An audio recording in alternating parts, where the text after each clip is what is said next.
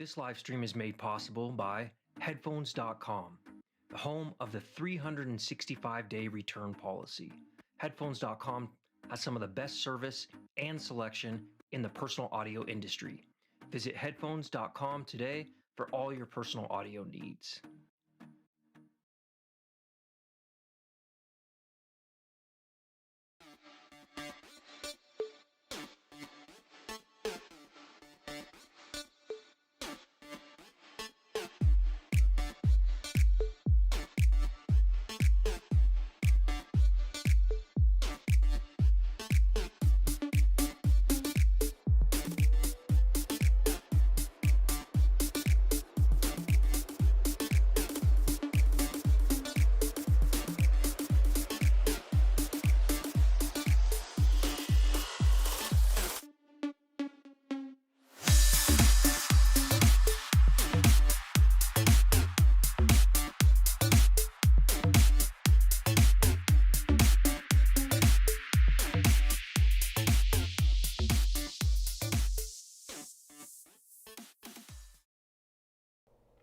What's up, everybody? We are glad to have you here with us on this Friday. I'm going to bring in our guest of honor for this MR Hifi Hangout, Denver Miller, in just 1 second. So hang tight. Let's get this gentleman in here.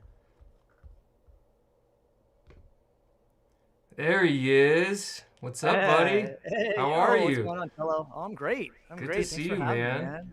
Yeah. Oh, man, I'm excited to have you on. We've been talking about this for a while. It's good to see you. How's your Friday?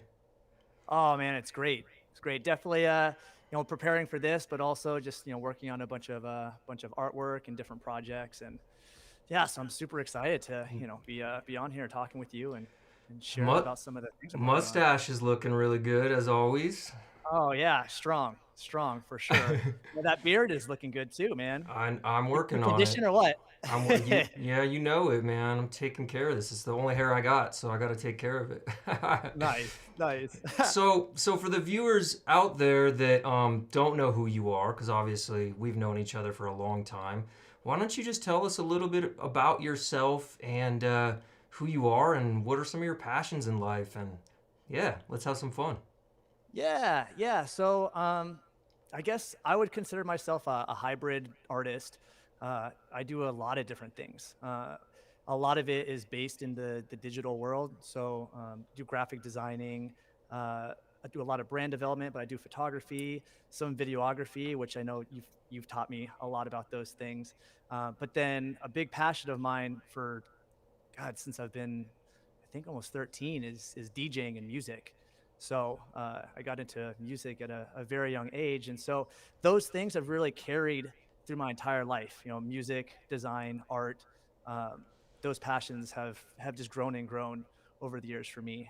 And then what's been kind of cool is seeing how that's led me into the festival world too. So, going to concerts and festivals and seeing all the art and live music. Those are all huge passions of mine. So I love it. Yeah.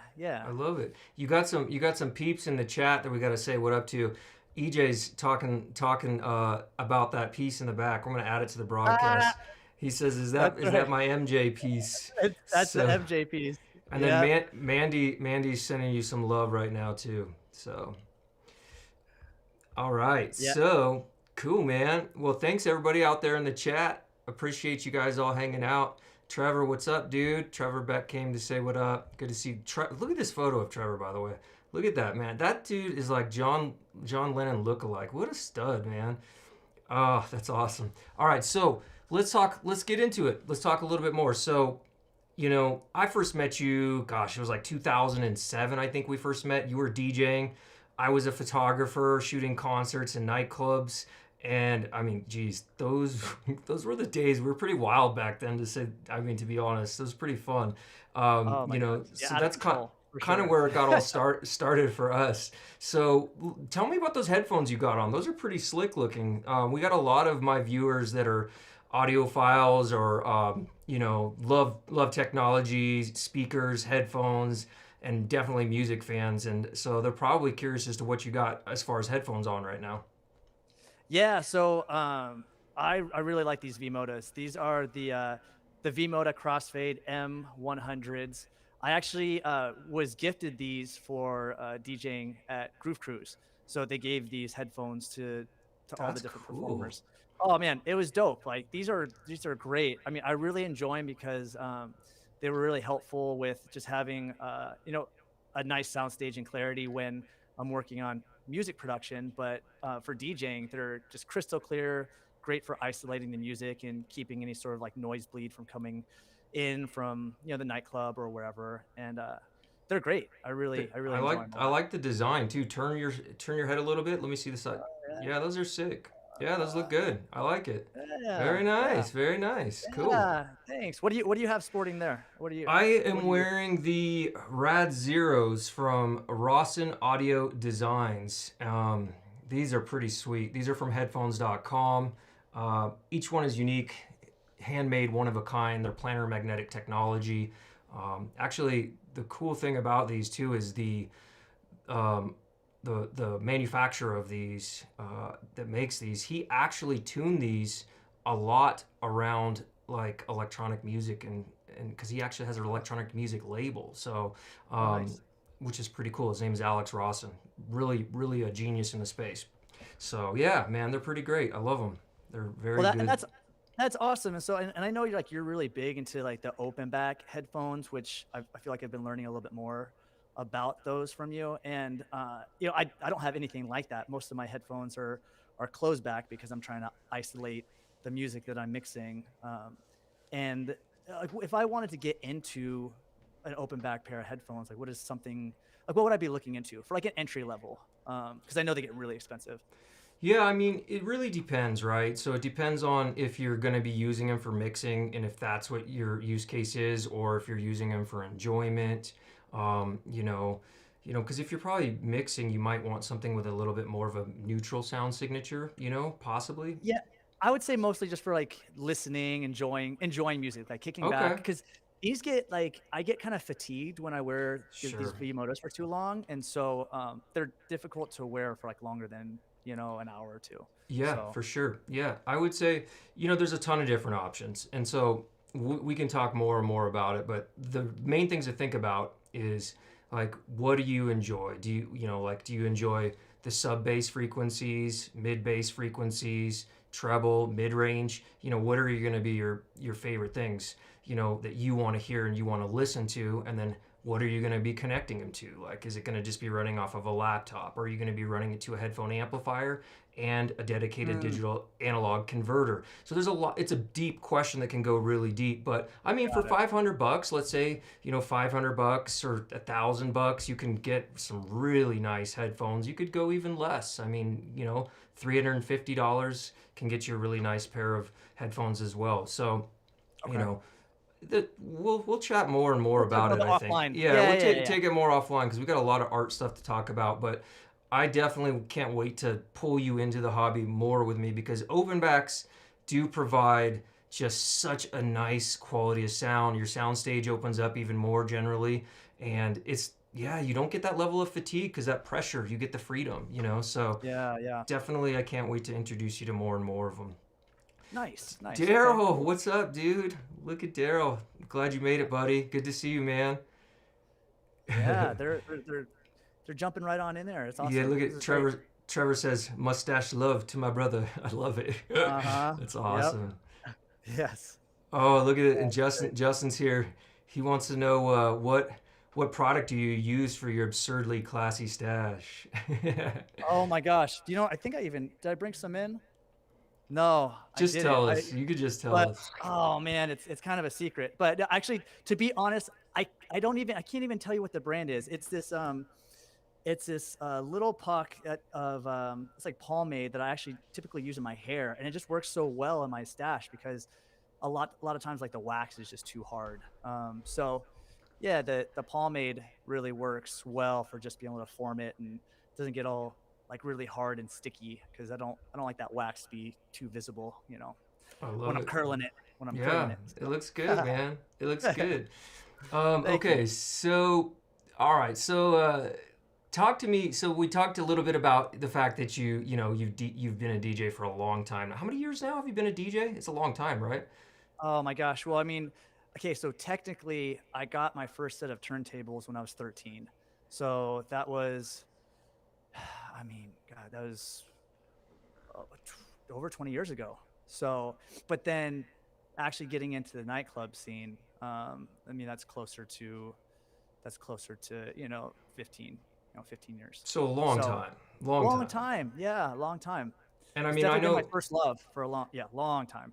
and I know things have been obviously crazy within the last year or so with being able to play live shows, but you've done live streams, and played, for all of us to bring us up, when in a crazy last year. And so when you spin, are you solely digital now? Are you playing all just digital music, or do you still spin vinyl at all when you're playing a set? Yeah, I had a lot of resistance to this because I loved turntables for the longest time. And it's funny because EJ, actually, who's watching right now, he got me into, being okay with using CDJs. I mean, really being able to spin on anything is really important. And as time it went on, I became more and more comfortable with using CDJs to the point where I really was using them exclusively because of how advanced they are and how easy they make keeping track of your library, queuing up your tracks. Um, I mean, they just make everything so seamless and fluid. But that being said, I still love using turntables. I have them at home. I have a pair of Technique 1200. I think the MK2s, and Classics. they're awesome. Industry standard really, and they're great. They're so fun to play on. Um, I know it's funny. Like some of my other DJ friends, they don't enjoy turntables at all. It's kind of like, what's the point? It's like that's old technology. But for me, I mean, yes, they are nostalgic, but there's something about the feel of them that I just really enjoy. So I use both to answer your question. I'd use the CDJs a lot, Pioneer CDJs, but I do enjoy playing on turntables when they're available, out and about. So. I remember when CDJs first came out. I think like I was when I really started to like hone in on them. I think I was actually with EJ from the chat down in Vegas, and we were at, oh, EJ, remind me, we were with Lee at whatever that nightclub was back in the day, like the After Hour Club. And I remember watching Lee working those CDJs and the way they light up and everything spinning around on them. And I was just like, man, those are really cool looking. Like, I mean, obviously they're not turntables, but you can kind of scratch and do everything on them like it was an actual record. It was really neat to watch. So I don't remember. Yeah, Oh, it was Dre's. It was called Dre's. That's right. Wasn't it Dre's? I don't remember, but After anyways. hour spot. Yeah. Yeah. Oh, Yeah. Kaztak. What's up, dude? Kaztak showed up. What's up, buddy? Yeah. Talking about another talented DJ. There's one right there. Oh Yeah, man, yeah. Dre's. The Dre's. Yep. Yeah, Kaztech is not the biggest fan of turntables. It's funny, we broke them out at my house recently, and it was funny. Like there's a few of the guys in our little gathering, they're just not fans of the turntables. Well, But I mean, it's fun. It's a fun challenge though. I So mean, and here's the thing. Like, I primarily listen to high res music. Like, I mean, I put my time and energy into really nice digital analog converters, like not running stuff off of phones, and amplifiers, both for speakers as well as for headphones. So the quality of what you hear when you're listening to a digital recording is far better than what you're listening to with vinyl, unless you go really high end on the setup. But even still, there's something magical about still spinning records. Like when I have my daughter and we sit on she calls it the music couch, because I have speakers set up in that room, and I'll spin vinyl for us, and she likes the light. She likes to watch the record spin, and it's just it's still an enjoyable process. You know what I mean? It's kind of an experience, if you will. What about you? Do you still spin vinyl for fun at home once in a while? I do. Yeah, I definitely do. And I have my vinyl collection has certainly grown over the years. But yeah, I like spinning like real vinyl that has, the music pressed into it. But then I also use, different software like Serato, for, that has time coded vinyl that you can control your MP3s digitally through Wow. that time-coded vinyl. So, I mean, that's the way typically most DJs would use vinyl today in the club. But yeah, still get to spin with them at home every once in a while. So Yeah. I grew up on vinyl. I just embraced moving with technology. Yeah. Yeah. And I mean, I think that's the thing, right? I agree. Like technology is going to keep improving. So if you can have a better experience as well as better quality, then yeah, move with the technology. Okay, cool. So a lot of my audiophile buddies that are probably watching or will catch this on the rewind, they're, obviously, and myself, obviously really into music and how it's made, how it's produced. And I would just be curious, I know you have a little bit of a production background in music, and maybe you could just share a little bit about that with us and, how does it work and, share some of that. yeah, so at one point, I was trying very hard to make it as this like big time DJ, right? And I came to this realization that if I was really going to leave a mark at all, it had to be through music production. And so once I came to that realization, I decided to go to music production school, which was incredible. I went to Icon Collective in LA, and it was amazing. I mean, their school was it's very efficient, and they do a great job. And I feel like they crank out a lot of you know really amazing producers. But when I went there, I was going with the intention to learn how to produce house music or electro specifically, and because that's what I was DJing at the time. And it's funny because I ended up realizing that I am terrible at producing electronic music or electro It's specifically. gotta But be it was just like hard. It's gotta be so it's hard. it's so complicated. And Yeah, when I'd when imagine. Kaztek comes onto this live stream, he'll give you some insight because he is an amazing. He's like, it's crazy how amazing of a producer he is. Because it is very very technical. And so when I was there, I came to this realization, and what I ended up gravitating towards was more of like a funk, indie pop sort of vibe for my music. And I think that allowed me to simplify it a little bit more because I was so new to it. And it allowed me to use more traditional instruments and sounds to create the music because I was very intimidated by Sure. electro and house music. And so Yeah. that's the direction I ended up going. And it's funny because that's the music I grew up on. Michael Jackson, James Brown, Stevie Wonder, and I ended up drawing inspiration from those singers and musicians for the music that I started producing there. So it was a lot of fun. And I actually, do you want to hear some of the? I haven't.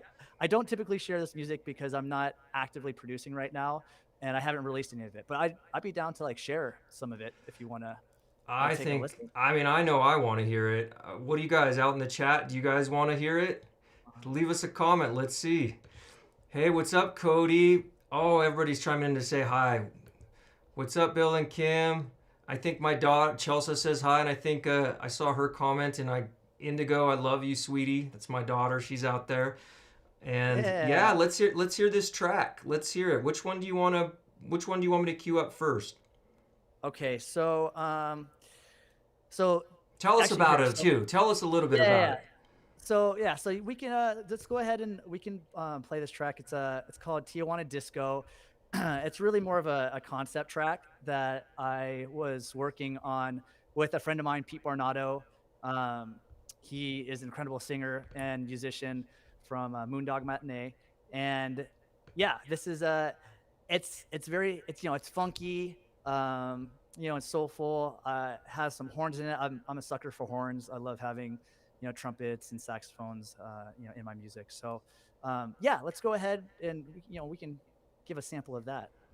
Okay, let's do it. All right, here we go.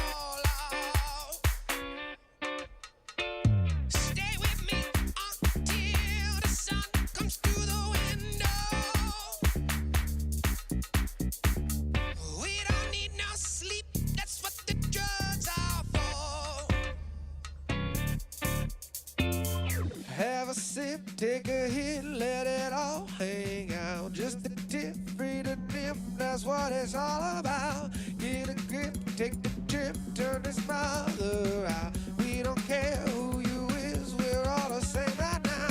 Let's make this party strange.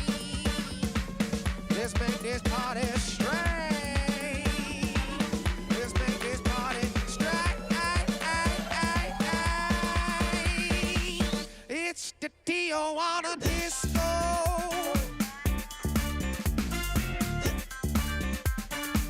It's the Tijuana disco.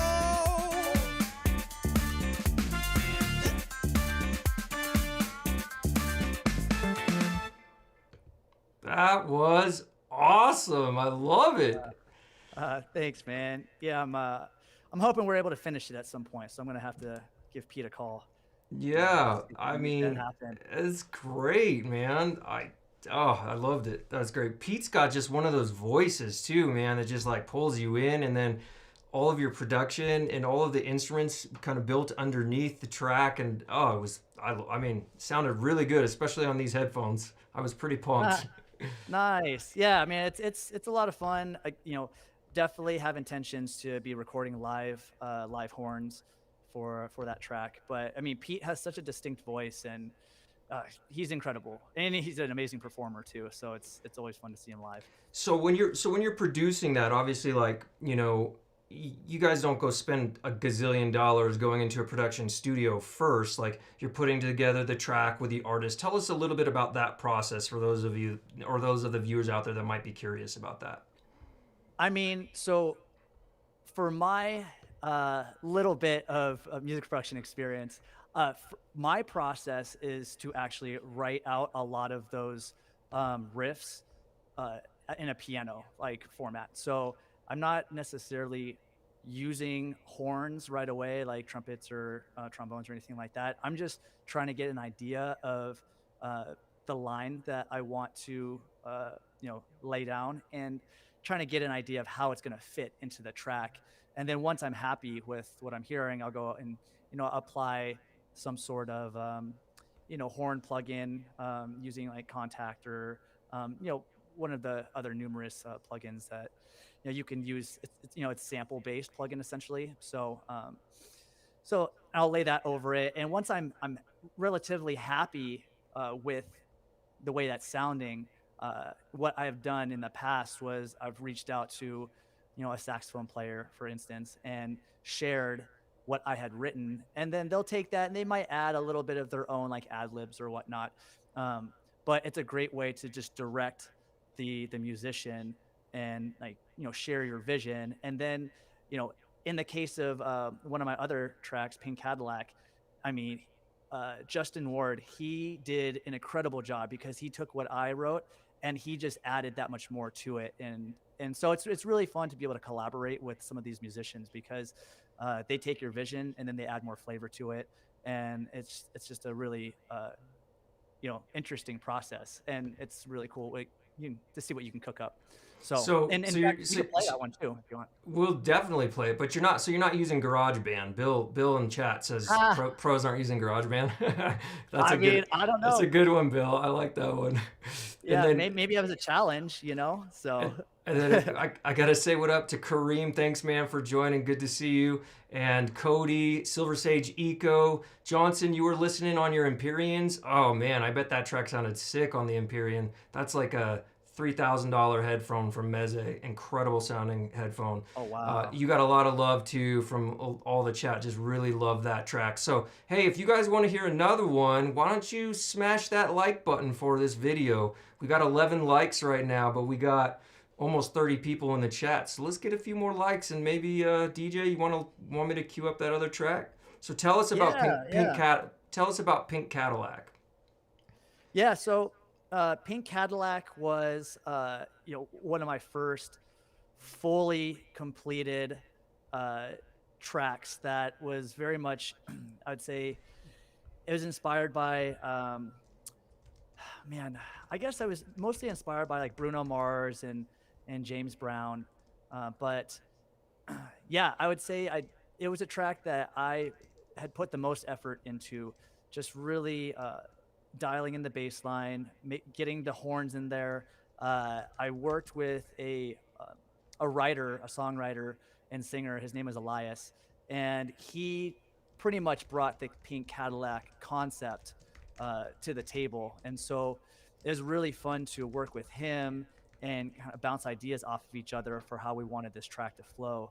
And so, yeah, it was an incredible experience. I mean, head to toe, it was very complicated, and but that's what some of these amazing tracks, that you hear on the radio, like it just, there's so much collaboration that goes into it, and I got to experience that firsthand. So Amazing. definitely, yeah, a lot of fun, and definitely proud of it. So Okay, so I'm gonna queue up.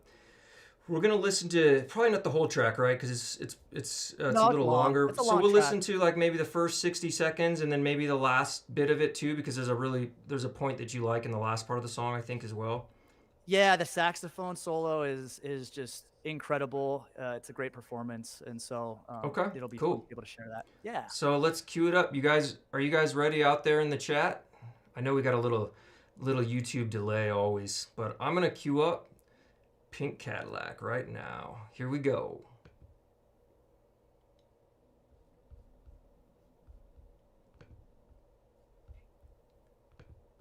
All right.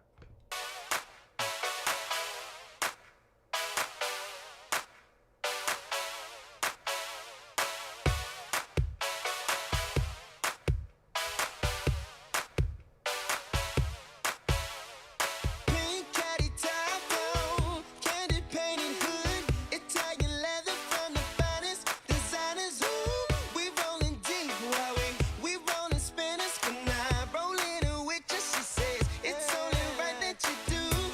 She wants some love, but this is vintage purple velvet and it can't be returned. Ooh, child, I can tell it's your first time and this got it right. 1969 Pink Cadillac, let's turn it back, go. Let's turn it back, go, yeah. 1969 Pink Cadillac, let's turn it back, go. Let's turn it back, go, yeah.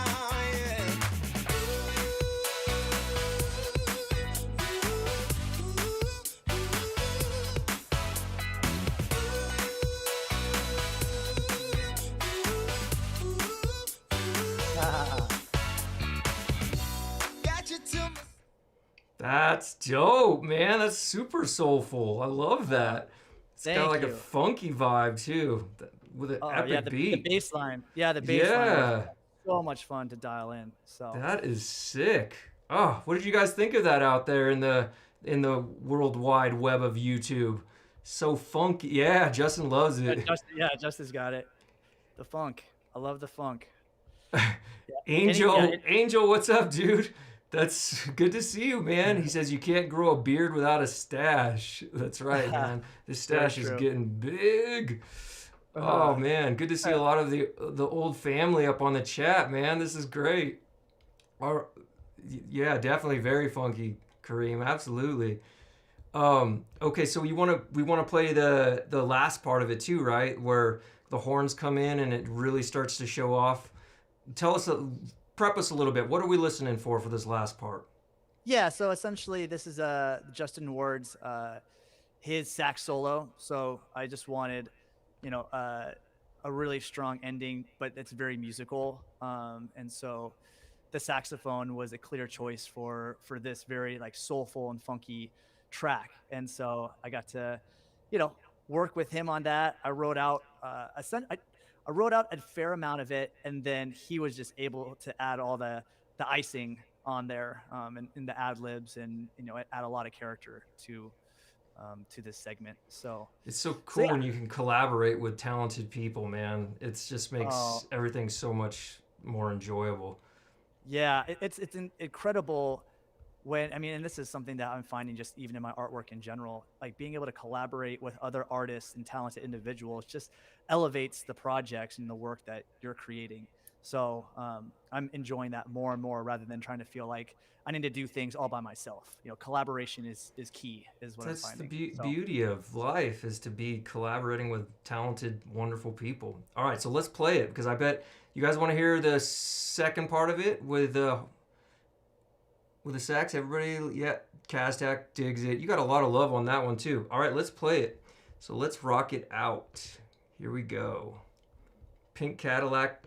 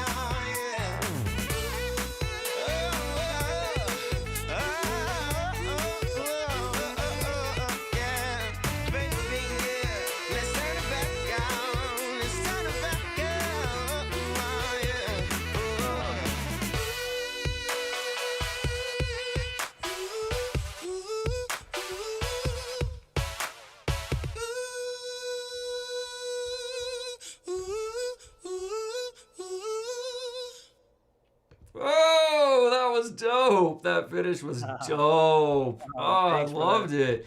Hit the singer's vocals too, are just, he's great, man. That's just, it's fantastic. All of it came together. Just, I'm just stoked right now. That was awesome. Oh man, talented individuals. I mean, this, like I said, it's amazing how they elevate the project. So I loved it, man. You're talented. You put that together too, all of you. That's great, man. Can we just sit here and listen to music all night? Oh, no, I'm just kidding. So, all right, let's talk a little bit more, right? So obviously that was super fun, and thank you so much for sharing those tracks for the first time with I guess the world, really, which is pretty cool. So I'm honored you did that on this stream with me. I appreciate that. Yeah, no, you got it. I'm stoked I could do that for sure. It's been way overdue. So tell me, like, back to vinyl. Let's get back into vinyl, right? Because we're going to talk more about that here in a little bit. What was the first record you ever bought? Do you remember? So yeah, I would say that, I mean, so I'd say the first record that I actually purchased to listen to was actually I have it here. It's Herbie Hancock's Headhunters. And it's this guy. Awesome. Right here. Man, this record is amazing. So in junior high, I was in jazz band. I played the drums, and we played Chameleon. That's one of the tracks on that album, and we played it all the time. And I was obsessed with it, so much so that I bought the CD. But then when I got my turntables, I went ahead and got the record too. And so I would say it's like, it was my first time like really getting into jazz, and it had a huge impact. I mean, I love jazz still. And so it's that album. Oh my gosh, I listened to it so much, countless times as a kid. So that's awesome. That was a great one. But then followed up by, which is a huge departure from jazz, was I mean, I think we all know this one, but the Dre 2001. Nice, it's classic. I couldn't let my mom know that I bought that. I had to hide that one. She didn't like me listening to that rap music. But it's talk about production. Production on that album is crazy good. Oh my gosh, he's incredible. Yeah, absolutely amazing. So that's awesome. So yeah, those were my first records that I bought to actually listen to. So because then I also bought some records to scratch with and sample records. Of course. So yeah. And so obviously Herbie, and Dre are, some artists that you love. But who do you think, if you were to say like one of your favorite music artists of all time, who do you think that would be for you? Oh, Like, I mean, hands down, James Brown, for sure, without a doubt. I mean, that man is just, he was just so incredible. And the funk, I mean, man, he 100%, he's the one that got me so in love with funk, like just funk music. And I mean, he was the godfather of soul, and it's still, I mean, hands down, it's like not even comparable, to anyone else for me personally. And so, it's interesting because now, hearing more and more music coming out, and I feel like you constantly hear, little James Brown riffs and samples, and people infusing that into their music, their new music. So, yeah, definitely James Brown has been a huge influence on me. In fact, I'm working on a art piece for myself to just good for you. yeah, Good. to commemorate him, because he was just had such a big role, I guess, in my life and in my musical inspiration. So So many times I see artists like they produce stuff for other people, but then they don't produce something for themselves. And I love that you're making that for you. That's cool, man. yeah, I don't have any of my own work, and so I was like, I need to stop and just like make something for myself. And it was obvious that James Brown was going to be that piece. Good So for you. Hey, yeah. Elnrick, what's up, buddy? Thanks for joining. It's Elnrick's birthday too, man. Happy birthday, man. Oh, happy birthday. Good that you made it over. He's one of my audio buddies. Man, we call him the professor. That dude is so smart when it comes to audio. He's just knowledgeable. I've learned a lot from him, actually. Okay. So, what about the first concert you ever went to? That's a fun question, right? What was the first show that you ever attended, like live? What did you see? Sometimes people have really cool ones, and sometimes people are embarrassed to say. So I'm kind of curious as to what yours is. So my first, my first concert was a Weird Al Yankovic. What? That's awesome. Yeah, my dad took me. I think I was like 9 years old. Maybe 10. And yeah, I was all about Weird Al. It was ridiculous. I mean, as you can imagine. But yeah, that was my first that was my first concert. Yeah, Weird Al. That's hilarious. And do you think, was that like your first wow moment with music, seeing that, or did you have your first like wow music or moment with music like at a later time, like at a different venue or a different experience? What was your first like wow moment? I mean, so that certainly was not a wow moment for me at all. Like, it was cool, it was fun, but it's funny. I've told people this, a handful of times, but I would say my wow moment for music, it was after a long night at the nightclub, and we went over to EJ's house afterwards, and he put on DJ Dan, and oh my God, like at this point, like I had been getting into house music. I didn't know much about house music because I was still mostly into hip hop and mainstream top 40 music. And he put on DJ Dan, and it was like discovering music for the first time. I mean, I couldn't believe it. I was like, what is this? I need to know what this is. It was DJ Dan Funk the System. And that was the beginning of the end. After that, I was all about house music, obsessed with DJ Dan. And that led me to other, similar house music artists that were, very funky and groovy. And so, and that was, just a very simple moment at a friend's house, and they just put on a dope album, by a DJ and a music producer. And that was definitely a big wow moment for me. That's how it happens sometimes, though. It doesn't have to be at a show. Sometimes it's just like you're sitting at a buddy's house and they cue up a song and the atmosphere is right, the mood is right, and you're just like, whoa, I definitely can relate to that as well. Do you have a favorite electronic music artist? Like, because I know I know that you listen to a lot of electro music still, and I always hit you up for some cool funky tracks. Do you have an electronic music artist now that you're just like, or a few that you're just like, wow, this, these really do it for me?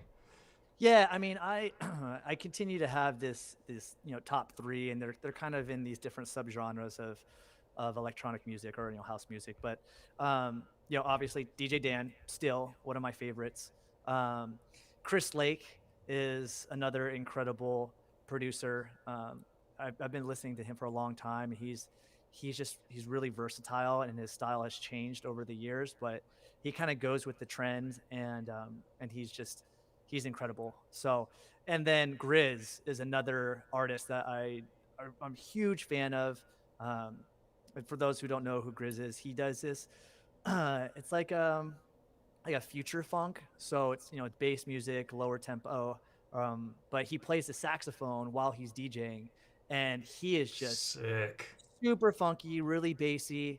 I mean, his shows are just insane. I mean, it's crazy the energy that's in the room when he's on stage. So, and it's cool because I feel like he's really gutsy too. I mean, he pulls off a lot of uh, uh, a lot of mixes that you would not expect at all, and they just kind of work. But he has the guts to actually try something different and not just be mixing tracks or play what other people are playing. He definitely shakes it up. So, but those are a couple of my favorite electronic music artists. Well, I think anytime too, like you can bring electronic music and mix it with live instruments, whether they are the saxophone or violins or whatever, it really just ups the experiential value of what you're hearing, because you know that yes, there's the electronic side of things, but then there's an actual live instrument being played with that. I remember I went to Nikki Beach in San Tropez like in the 2000s era somewhere, I don't know, when I was young and crazy. And I remember seeing that where they were playing like house music over the pool, and then all of a sudden they had like a saxophonist like come out around the side of the pool with mic'd up and playing live, and then a violinist started playing a violin, and it was just like, is this real? Is this happening? And that was just like, wow. So I agree, anytime you see that all come together, it's pretty freaking magical, really. Oh, well, you want to talk about a very magical experience. And Kaztek and I got to do this for his birthday a couple years ago, but we went and saw FKJ. Oh, And yes. those of you who don't know who FKJ Oh, is, please yes. do Yeah. yourself a favor and look him up, because he is this incredible savant who, in his performances, he loops his tracks. So he'll come out, play the bass, loop the bass, get on the saxophone, plays a few riffs on that, loops that.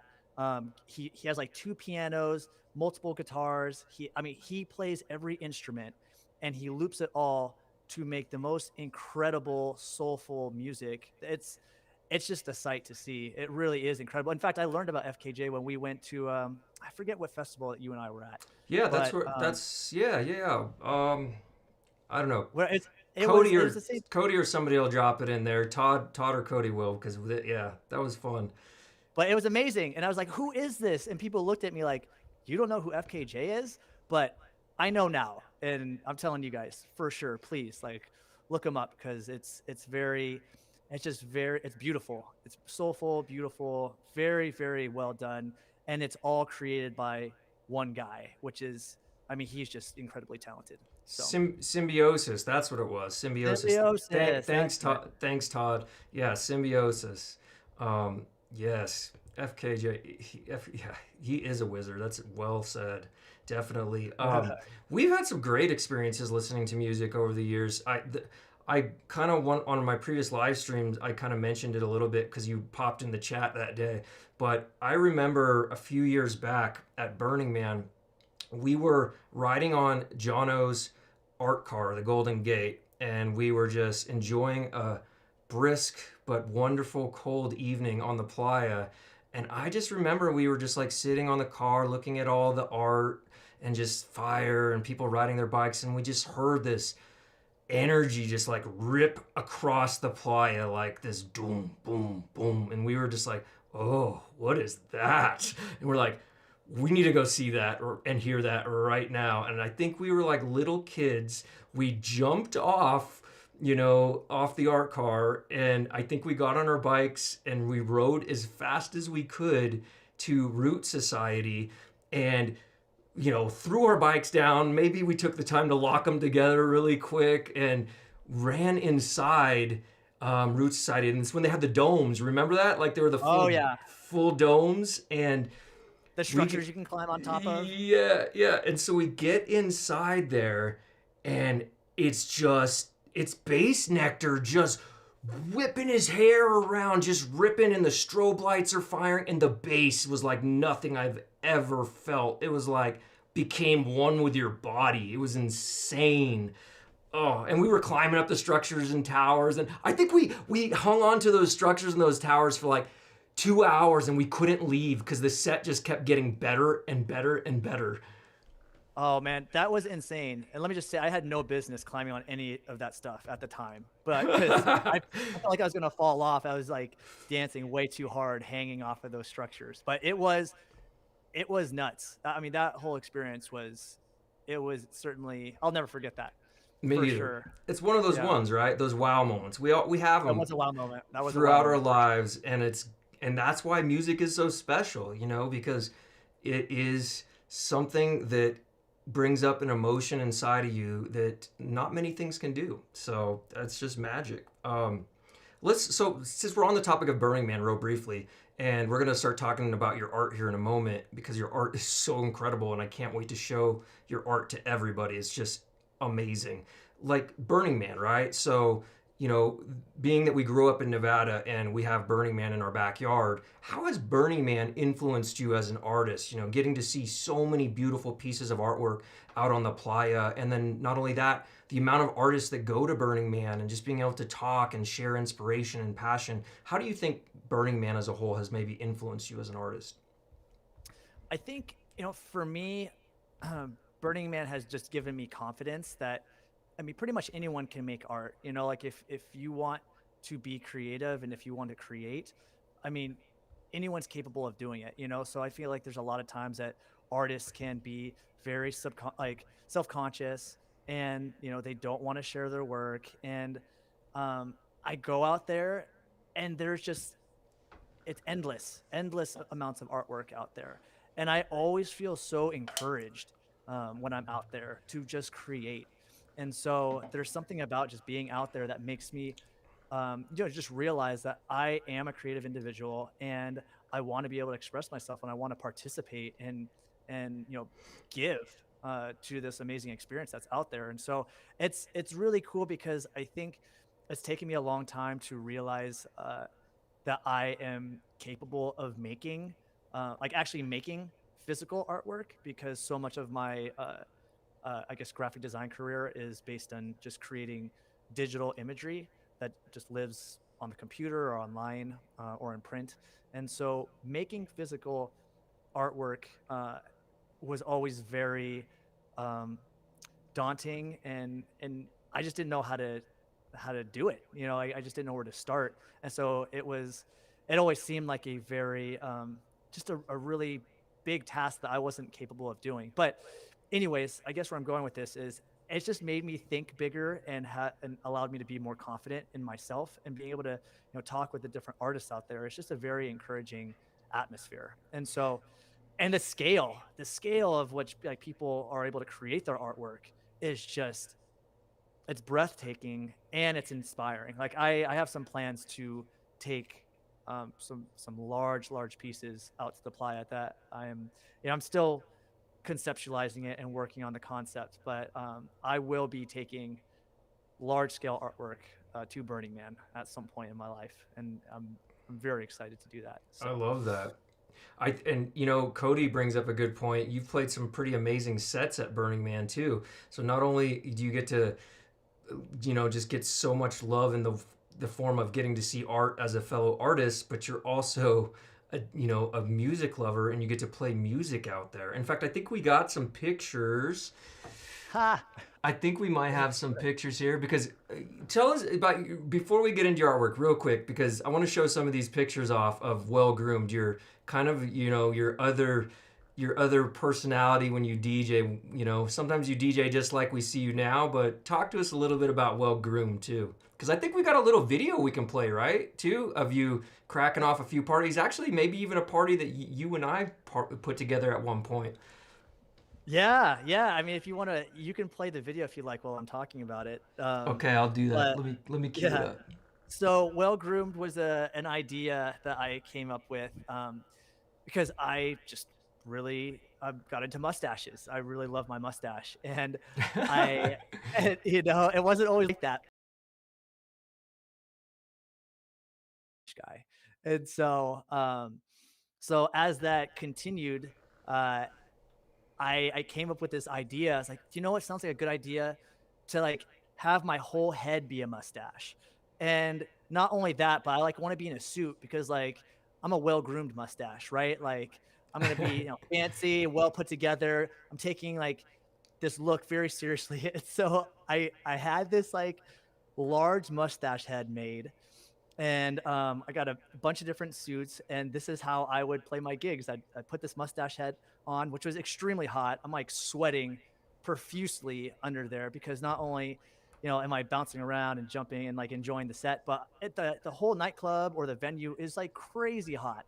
And so it was not very easy to perform with this big mask on my head, but it was so much fun and people loved it. They got a kick out of it. It was certainly a novelty, but I don't care because it was hilarious and people loved it. Absolutely. So there's Absolutely. a lot of mustache parties. Yeah, certainly played as Well Groomed at Burning Man, and it was a really fun project. So I love it. super silly. I love it, man. So how do you think, okay, so obviously creating vinyl artwork, obviously music has to have inspired you in some way to create this. So why don't you talk to us about how, you know, music has inspired you in your artwork, and then let's lead in and talk a little bit more about, you know, how Broken Record Collection got started.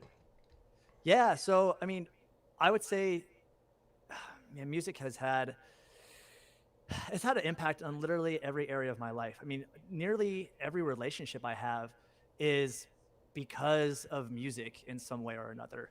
You know, like all the friends that I've made through, you know, the nightclubs and different festivals, music production school, um, you know, connecting with, you know, Kaztech, my best friend. He, you know, it's amazing. You know, like the music brought us together for sure. You know, EJ, yourself, you know, like it, I'd say all the connections in my life, all my friendships and relationships, they were all built around music. So I mean, that was first and foremost the, you know, the main impact that music has had in my life. But then it's just spilt over into, you know, influencing my design and my artwork. You know, even when I was in college, I mean, I'll be honest, I almost dropped out because all I wanted to do is DJ. You know, I was in the nightclubs, and I did not want to finish school because I wanted to focus on music and DJing. And I'm happy I did stick with it because going to school was where I came up with the idea for Broken Records. Well, and it wasn't named Broken Record Collection back then, but the idea of working with vinyl records to create my artwork. And so, you know, it's funny because in these art classes I was taking, it was great. That was my introduction to digital art and, you know, using Photoshop and Illustrator. But I had this one class that was for mixed media, and they wanted us to take found art, you know, so something that was already existing in the world, and they wanted us to make it our own, you know, add something to it, to make it, you know, our art.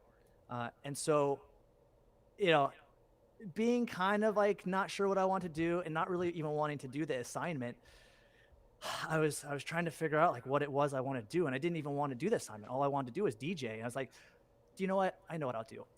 I'm gonna cut up some vinyl records, and I'm going to put it on this poster that I found. And so I found this image. It was an image of this woman eating a strawberry. I found it at this thrift store, and then I took that home. I got my dad's Dremel, and I just cut out the contour around her face, and place these records around her face, and it turned out really well. Like, I was really impressed with it, and it looked so cool. And because DJing was the only thing I had on my mind, it's the only thing I ever wanted to do. It only made sense that I use vinyl records for my medium and this project. And so I think without that passion and really obsession with music, I wouldn't have stumbled upon this new form of artwork that I was able to implement for this class that I was not really excited to be a part of, and I didn't really want to do, but somehow it all came together to create something like special. So Awesome. What's up, yeah. Sheldon? How you doing, buddy? How's everybody else doing out there in the worldwide of chat? Good to see you. Sheldon's got mustache songs from A Million Ways to Die in the West in his head now after all the mustache talk. That's hilarious. Yes. Ha! That's funny. That's awesome. Good to see you, Sheldon, man. Thanks for joining, man.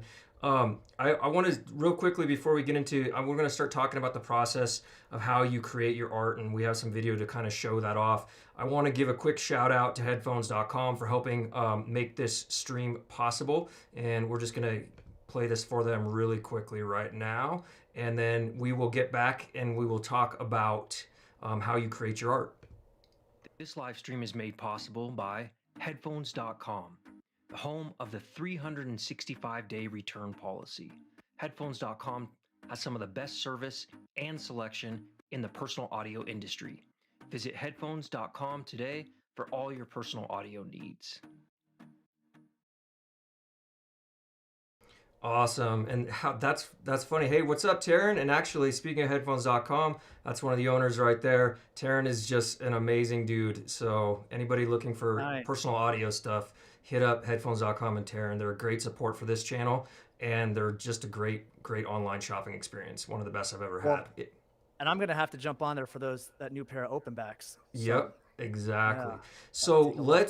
let's look at. I'm gonna queue up. I really like this time lapse. There's one time lapse that we have of you kind of. It's kind of more a raw version. You just almost set up a cell phone. But I want to show people a little bit about how intricate the process is for building your artwork, and then maybe you can kind of talk us through it, your creation. Is that cool?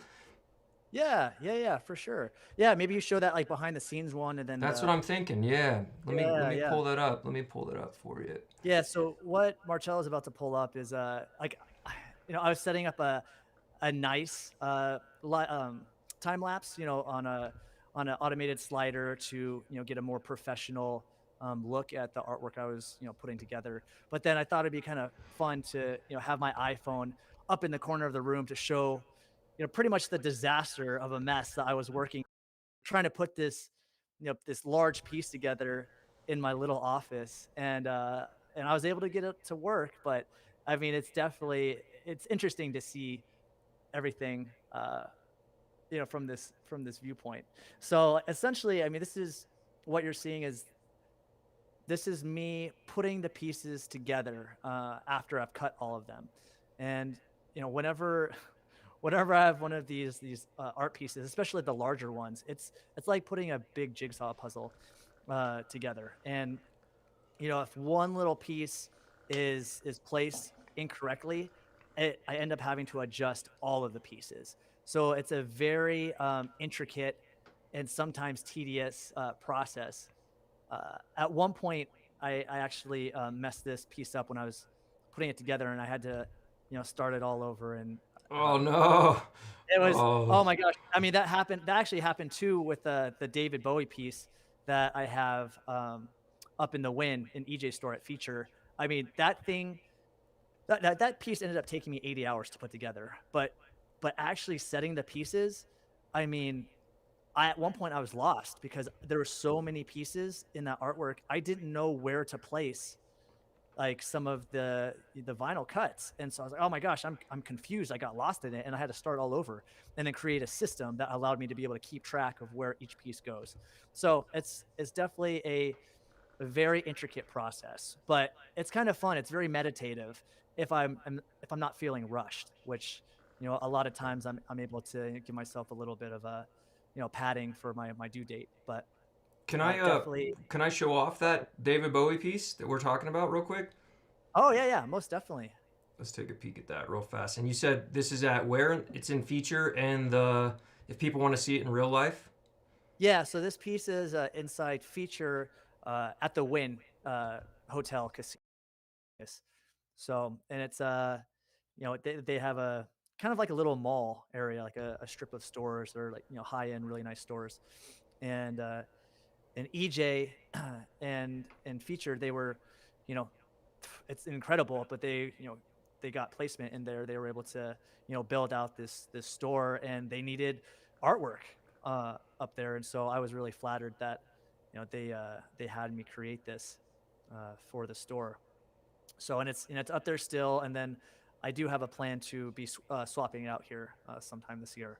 So with a new piece, but Man, uh, this is incredible. Look at this. The way what I mean, look at what is that in the lightning bolt? How did you get the reflection to be so cool? I mean, that is awesome.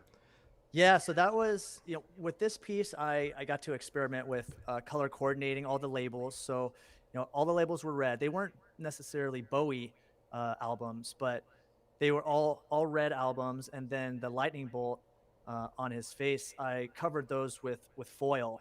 So I got red and blue foil, and then laid those on there individually. And I mean that was a really cool process because I've never actually worked with foil before, and so getting to lay that down added a really cool texture and shine to the piece. So it was I try to add something new to each piece that I make, something I haven't done before, or a new technique, or like a new design element or material. So then that I feel like that really keeps things fresh and interesting. So all Well, the and it pieces keeps really different.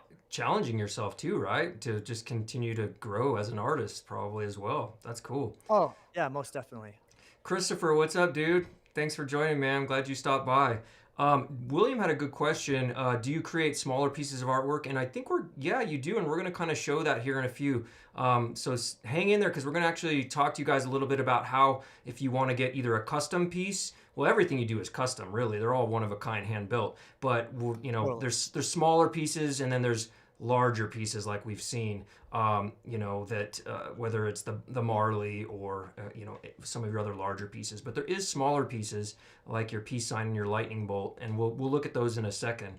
Let me ask you a question, Denver, because like there's a lot of different artists out there. Some sculpt, some produce music, like we're talking about. Me, I'm a photographer and a videographer. That's my medium. Why did you choose vinyl as your medium of choice for this project that you're working on?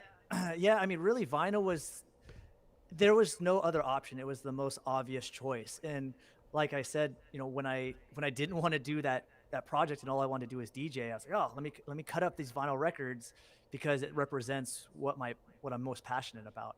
And so for me, vinyl records, it was something that I was able to incorporate into a project that represented something I was passionate about. And the interesting thing is like I didn't know what it was going to turn into. In fact, after I did that first piece, I didn't create any artwork after that. I was very fixated on DJing and moving to Vegas and becoming a producer and going on this music path. And it took almost, gosh, eight 8 to 10 years for me to come back to this project, and because the concept just kept on eating at me. Like I knew I wanted to do something with this, and in fact, I talked about it with my parents and some friends. Like I want to create portraits out of vinyl records, but I had no clue how to do that. I wasn't a very strong illustrator.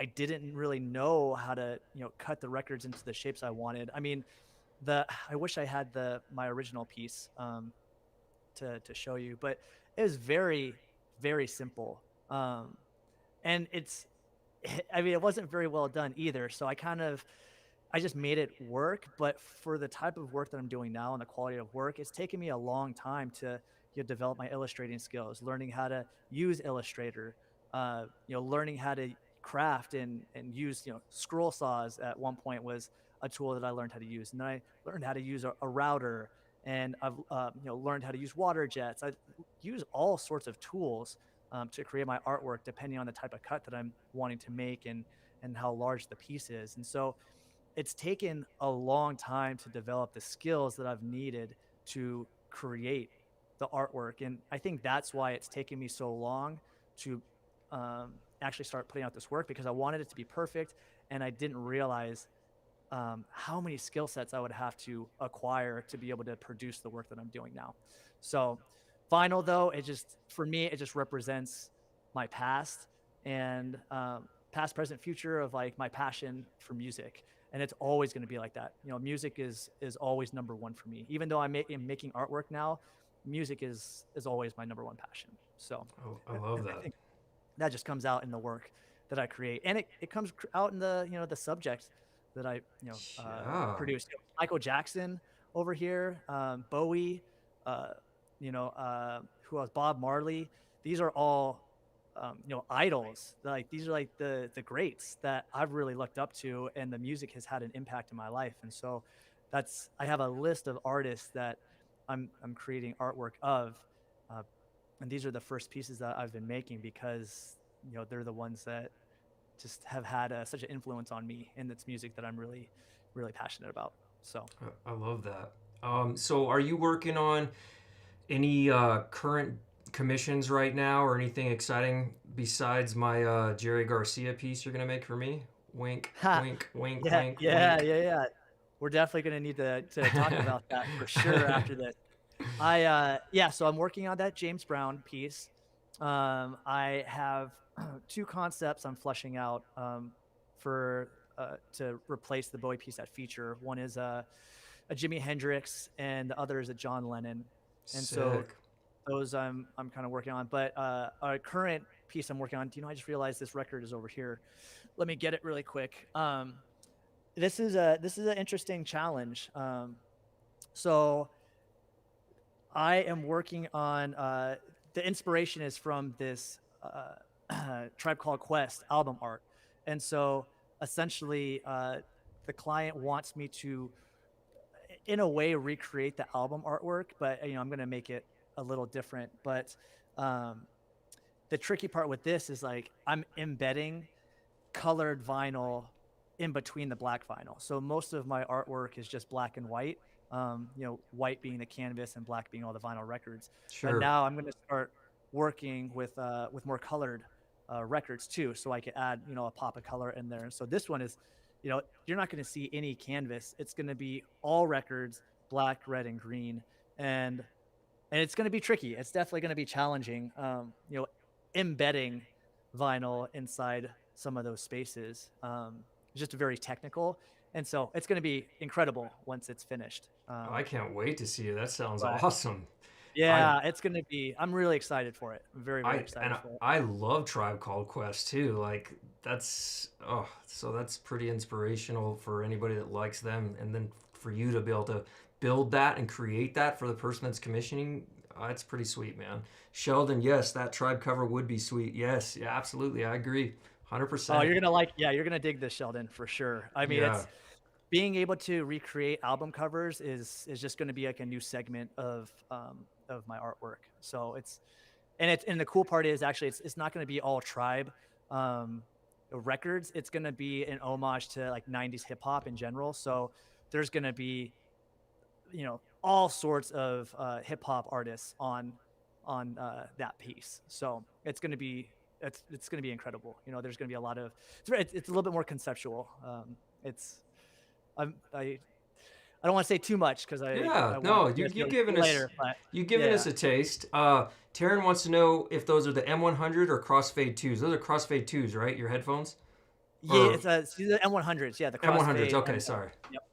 Okay, cool. Yeah, we talked about those. They're pretty slick looking. All right, so let's talk about.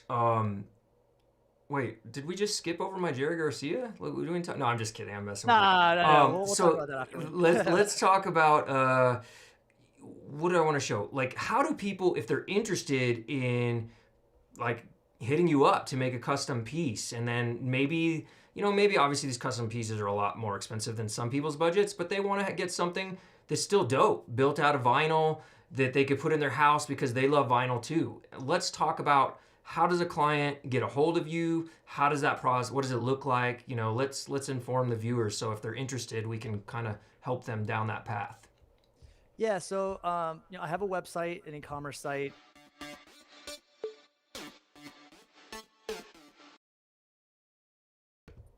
Oh, That are you was back weird. here? Yeah, I Yeah. don't know what happened there. My bad, buddy. Yeah, yeah, no worries. Yeah, so yeah, if anyone's interested and just to inquire and learn more about it, so I have a website. It's called brokenrecordcollection.com, and you know, since a lot of these pieces are commission based and custom, I don't have very much work on there that can just be bought right off the website. At some point, I'll have, you know, It's a good extra. looking website, by the way. Just wanted to shout that Thank out. you. Yeah, thank you.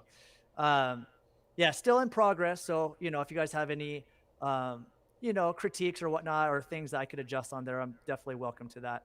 Because I'm trying to make it better and build it out more. But essentially, the main feature on there is the commission a piece. So you can click on that. It asks you a few questions, and then you can schedule a consultation. That way, we can kind of discuss what you might be interested in, um, you know, and then I can give you a little bit of insight as to how long it will take, how much it would cost. But you know, since these pieces are all very custom, depending on what the client wants and what their vision is, or what I help, you know, I can help them create a vision. You know, the costs vary. There's not a cookie cutter price for everything. Sure. So, but then I do have, you know, as you can see on there, I've started making these shapes. So I have like the peace fingers. I have a lightning bolt, heart. Like it's kind of like my symbol series.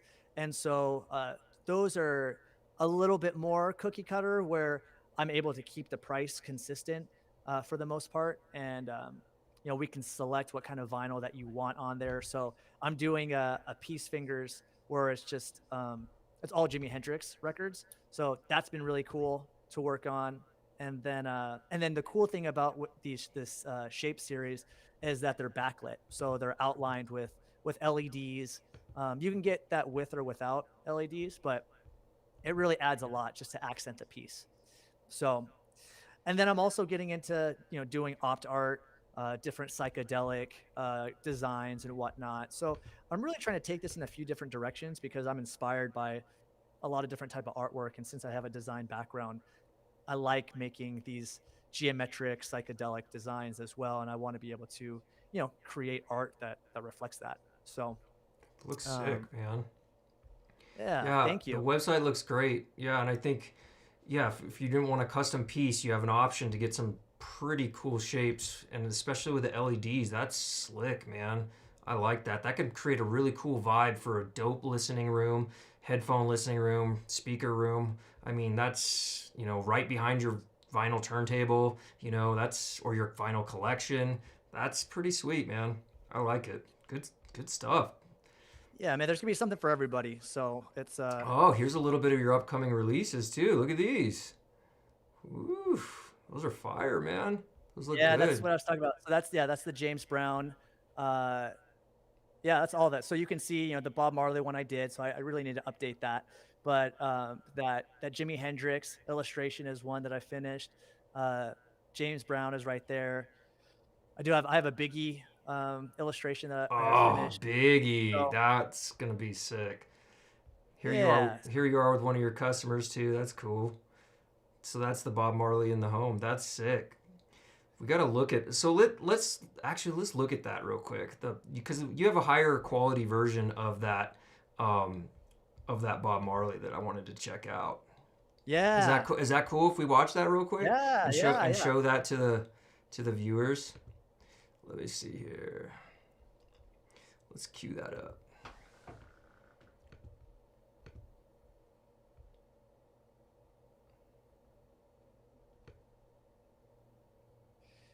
Yeah, it's Oh, definitely a higher quality video for sure. Just to all right, here we go.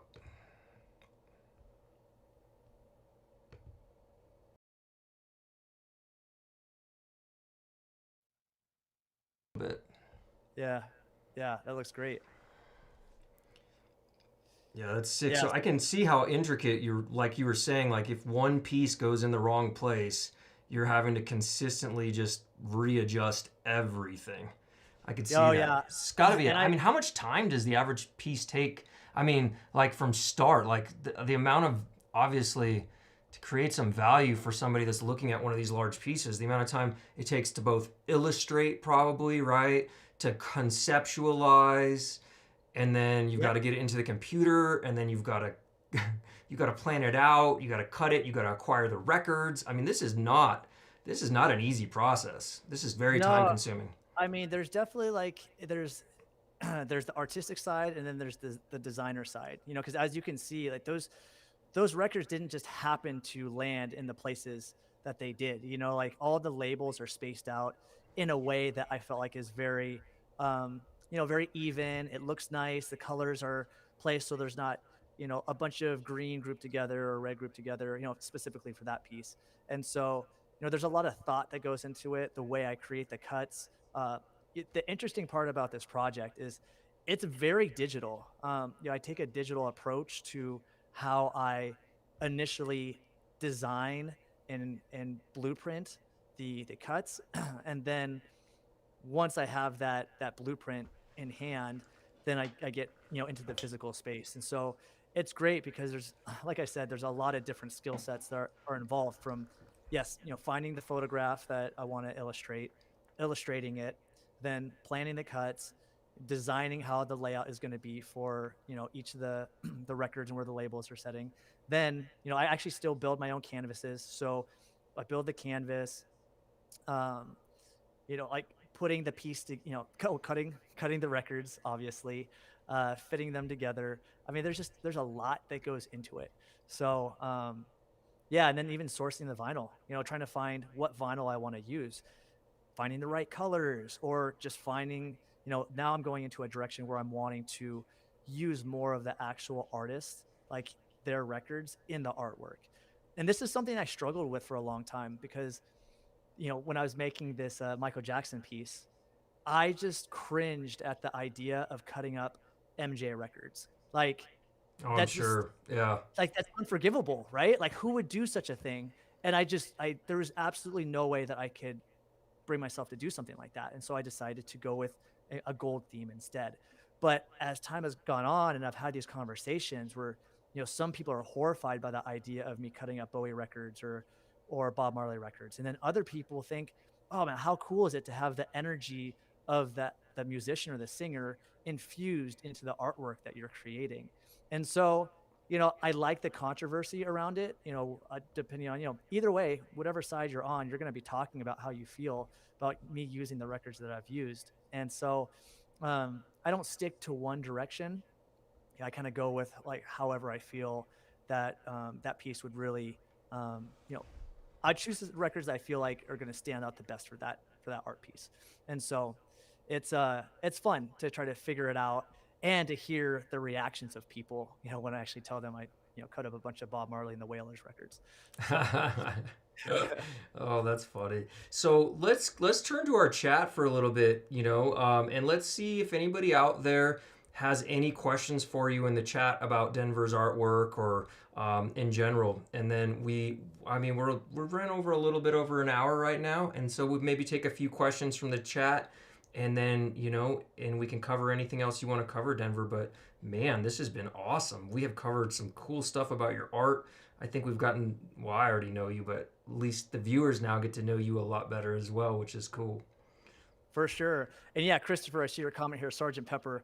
Like that album would be amazing. I'm gonna have to like put that on my radar and consider that for a future project.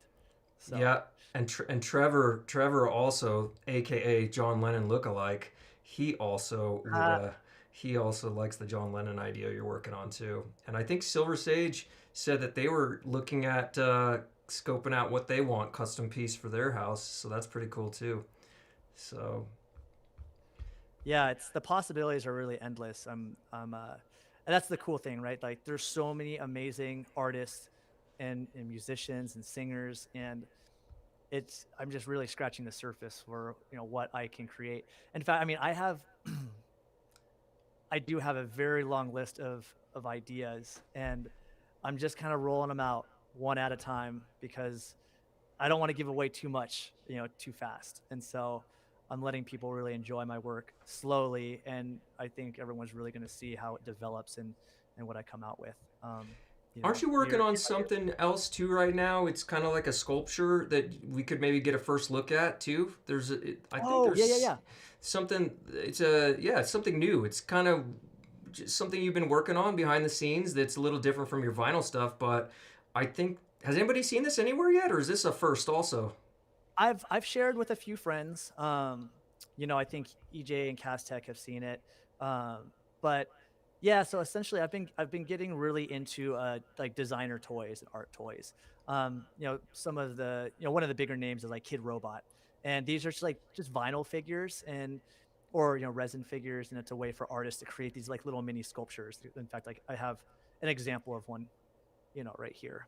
Um, and so I don't know if that's focusing, Yeah, that's but good. like, yeah, so it's just these little guys. I've been like getting really into it over the past few years, and I've been wanting to be a part of this in one way or another, but I just didn't know. Again, I'm not a sculptor. I don't know how to do that, and so um, finally I've kind of figured out a workflow where I created a sketch of this concept, and it really just started out with me forcing myself to draw every day, and so I've been drawing different random things, and I came up with this microphone character, and which I've currently just have it called Mic Drop, and it's essentially an image or a character of a microphone holding an ice cream cone, but like the ice cream dropped like on the ground. He's very sad about this. And so instead of it being like this epic mic drop that we all know, it's like, okay, cool. Someone did something incredible, mic drop, like don't even try, game over. Like that was amazing. This is the complete opposite of that, where it's like a little, like actually a microphone dropping something and he's like super bummed out. And so it's just like a funny play on words that, in my sketching, I came up with this idea. And so I was able to, work with a sculptor to, take my sketch and um, build it out. And I gave him feedback. And basically, became a creative director on this project because I want to see. Yeah, I'm, there it is. I'm gonna There's flash. I'm gonna flash them up on the screen so they can kind of hang out a little bit. I gave everybody a sure. quick. I gave everybody a quick on and off tease, and now I'll hold them up there for a second. So these guys are freaking cool, man. I love it. It's So it's it's hilarious too. Look at his face, like when he dropped his mic drop with his ice cream. It's so great, man. I just realized I should have sent you like a little the sketch so you could actually see, um, what this where the idea came from. But uh, I think we I saw said, it on your website a moment ago, though, because when I was oh yeah, scrolling yeah. down, I did see it. Let Yeah, me you see. could actually. I mean, if you wanted to pull that up, you could. Essentially, it started off with just the microphone character. He didn't have a hat, didn't have the glasses on. Um, it was just the mic, and that microphone is I believe it's the Shure SM58, and There he is, basically right I was here. yeah. That's it, Uh, right? That's a sketch, yeah. yeah, yeah, Mic that's the drop sketch. number one, Yeah. yeah. And so this was a microphone that was widely used in the hip hop scene, back in the day. And so I was like, okay, well, this this microphone is wearing sneakers. I think I want him to be wearing Adidas, and we have this old school hip hop microphone being used. You know what? It's obvious. Like this needs to be a Run DMC homage. And so I ended up sketching like the little hat on him and the big chain and the glasses, and and so the project kind of evolved into being, rather than just the microphone itself, he has a little bit more character and is giving a nod to Run DMC. So I'm super excited to have this be coming out. I just Look at these got a guys. I got a 3D printer. I'm working on doing the first prints. Once that is good to go, I'll be creating like some molds and castings, and getting it painted and going through the whole process, the manufacturing process. But Just the amount of the amount of details, pretty unreal. oh my gosh, it's amazing. The artist I've been working with is once again collaborating. He's incredible, and so that's for the smaller version. And then you can see like on the left that he has no shoes, and Yeah. that is so the idea is there's going to be a larger limited version where I'm going to be putting actual sneakers on him. So I got these little mini baby Adidas that you can see here. Let's see if they if it focuses. So My daughter has a pair of Adidas, but they're pink stripes, so I'm very familiar with those shoes. yeah, I so love it. these little Adidas are gonna go on them, and then I'll be cutting the glasses out of vinyl records. So it's kind of like a bespoke, limited edition version of the smaller figure that I'm gonna be releasing. So it's a cool project that like I've never done this before, but that's the fun part about all the artwork I create. I've never done any of this stuff before, and I get to figure it out, and I get to work with awesome, talented individuals to, help make my ideas happen. So, And then going back to the chat real quick, it sounds like Christopher says you got to do an Elvis piece. You got to have the King somewhere in your broken record, collection. oh yeah, that's And a must. Trevor says imagine the possibilities. And then Sheldon had a good point too. I mean, I know music is your number one kind of passion, but he actually said, do you maybe do some pieces that maybe could be motivated by movies with soundtrack albums too as well? So you never know. You have some possibilities there too you could kind of go from. So epic soundtrack with something related to the movie could be kind of fun too. So you get both the music and the visual. Yeah, I definitely have ideas of using other mediums. I mean, honestly, I could create artwork out of anything now. I've figured out my technique and how to put these things together. Apart from vinyl, so using film or tapes or, just anything. So just mixed media. And I plan to do that in the future because I'm still trying to build a name for myself. I'm kind of sticking to one niche so people can understand like who I am and what I do. And then I will be branching off into, other mediums at some point. So yeah, that's something to come for sure. But Good that deal. is something I can always talk to if someone approached me. I might be open to, creating something special. So if people want to follow you, besides your website, which we have linked in the video description, what's your Instagram? Share that with everybody. Yeah, so my Instagram is Broken Record Art. You can find me on there. I'm, just starting to become more active with that, and so because I'm trying to break out and share more of what I'm doing behind the scenes, I'm working on, creating more content, which is, something that you've inspired me to do, Cello. So thank you for that, and I think of everyone's course, really man. gonna appreciate it. So, yeah, so check me out on there, Broken Record Art, and that's the same for Facebook too. And those will be, the main platforms I'm using. So, And if people are interested in a custom piece, go to his website and click on the link we showed you before so you can set up time with him to talk to him and set something up for your listening room, your wall in your favorite room of your house, your living room, wherever. Obviously, his artwork would look good pretty much anywhere in your house. Any other questions? Let's see from the chat before we call it, and then we'll play a video before we end the stream. You're getting a lot of love for the toy concept too. A lot of people are really digging on that in the chat. yeah, I'm stoked about that. Like like I said, it's something I've been wanting to do for a long time now. And yeah, and actually, I mean, I'm working on the second concept, the next microphone. There's gonna be a series of microphones, so it's keep an eye out. It's gonna be great. All right, so one last question I have for you, since nobody right now is chiming in, even though we have a little delay with YouTube. What is the first show or concert you want to go to since we've been locked down for so long? And then we'll close with that. What have you been looking forward to the most? Because I'm sure everybody is looking forward to getting an outdoor musical experience again. Okay, so I've been wanting to see him and his band for a while now, and he just came out with I don't know if it's actually out yet, but he's releasing a new album with Bruno Mars, but Anderson .Paak has been on my list for so long now. And I mean, I love all of his music. It's like this neo soul kind of R&B style. And I mean, just so talented. And I'm really excited to hear the album that he's putting out with Bruno.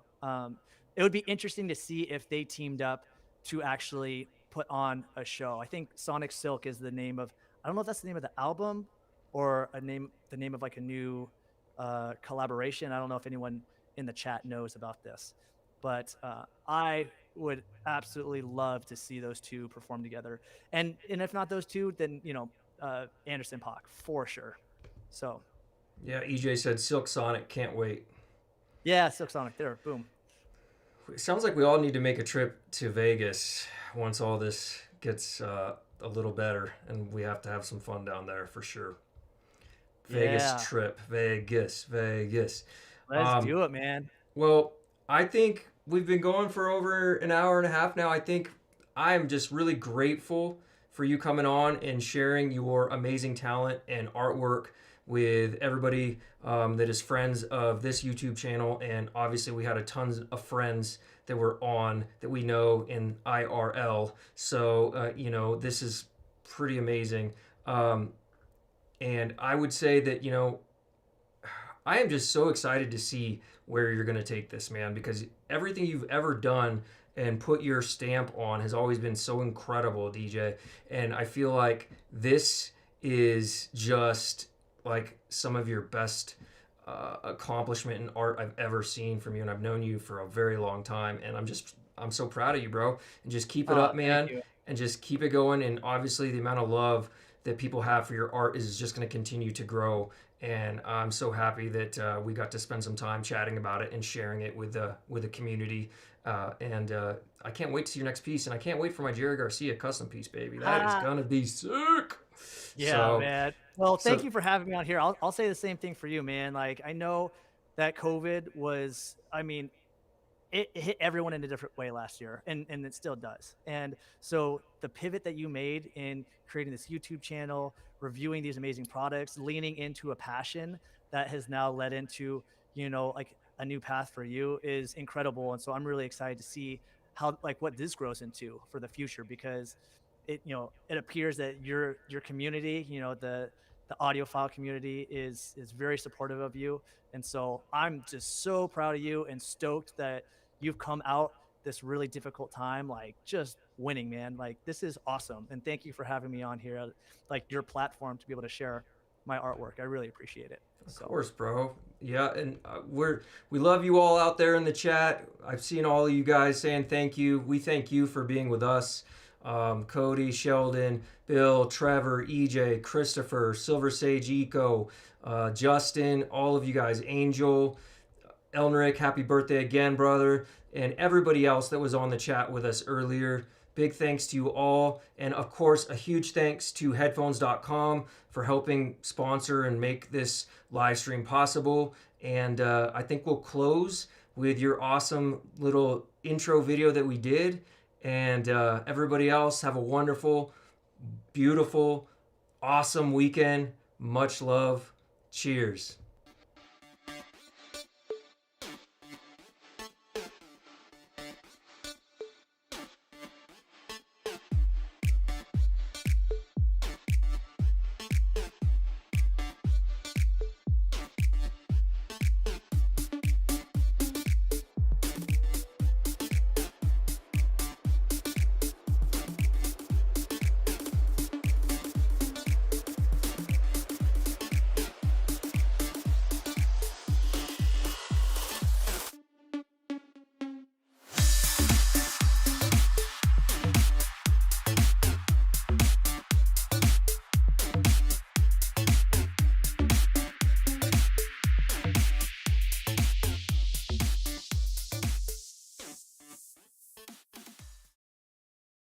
This live stream is made possible by headphones.com, the home of the 365-day return policy.